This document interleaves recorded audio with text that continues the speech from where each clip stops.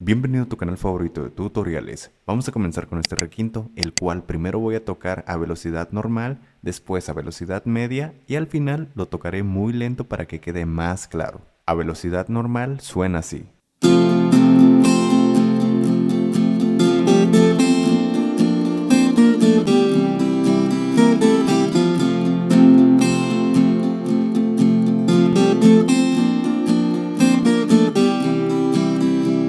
A velocidad media suena así.